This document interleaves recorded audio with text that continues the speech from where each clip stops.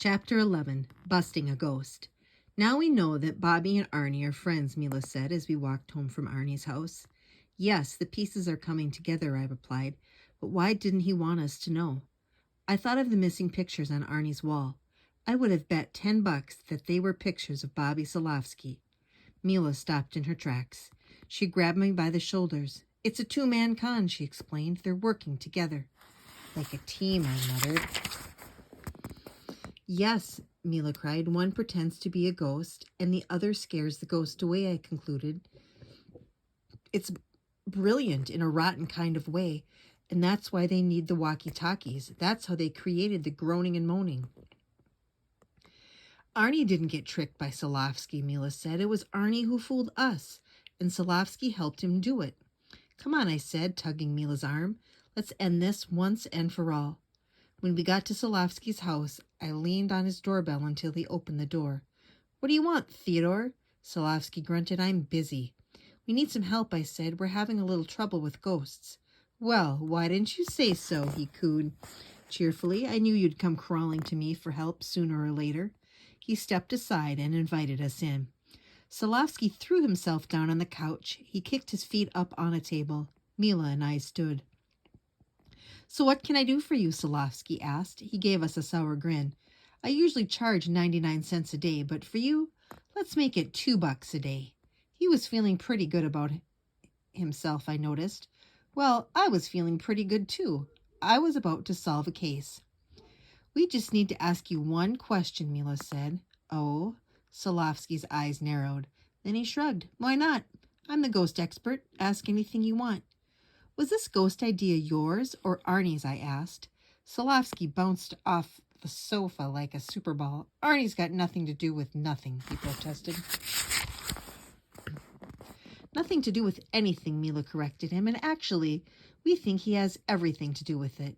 We found the walkie-talkie at Joey's house, I told Solovsky, the one that belongs to Arnie's brother. We figured that you opened the window and Arnie climbed into the house that way. What about the flickering lights? Solovsky asked. I'll admit that part had me stumped, I said, but we found a jelly stain on the light switch, Mila added, Arnie's favorite food. Then Arnie climbed back outside and groaned into his walkie-talkie, I continued.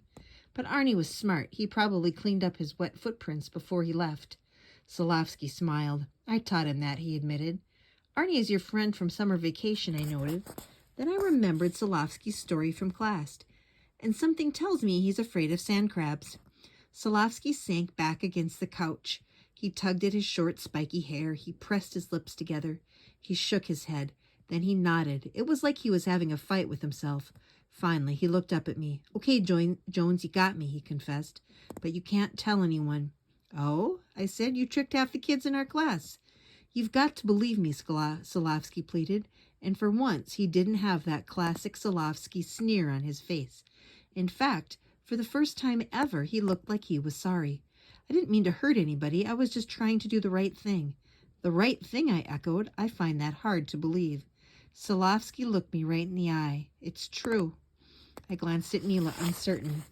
Okay, maybe. There's a first time for everything. You expect a medal? Do you want to hear about it or not? Just forget it, Solovsky. I turned to Mila. Let's go. No, wait, Mila said. Let's hear what Bobby has to say. She sat down on the couch, and after a minute, so did I.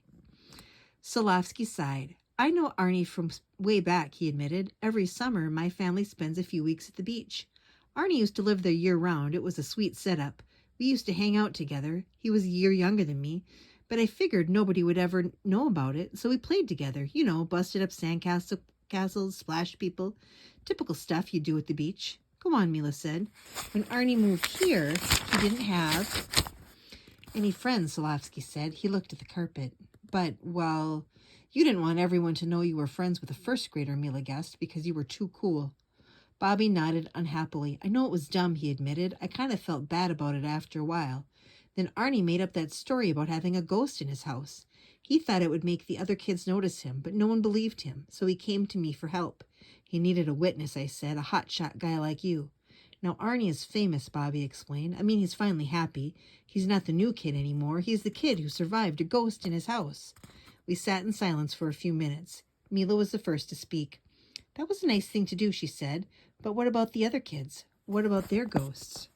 So what about them, Bobby asked. You tricked them out of their money, I pointed out. They thought you were chasing a ghost, but really Arnie's story gave you an idea and a partner. You saw an easy way to make some money. It made them happy, Barbie argued. Everyone loves ghosts. People stand in line and pay money to go into haunted houses. Why shouldn't I make a lousy dollar for giving them a real-life scare? It's not honest, that's why, Mila said. Bobby shook his head. Yeah, I know, but it didn't hurt anybody. Arnie was having so much fun. If I tell the truth now, everyone will know that Arnie was faking it. He'll be lonely all over again.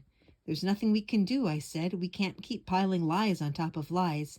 Maybe there is a solution, Mila said. A smile grew on her face. I have an idea.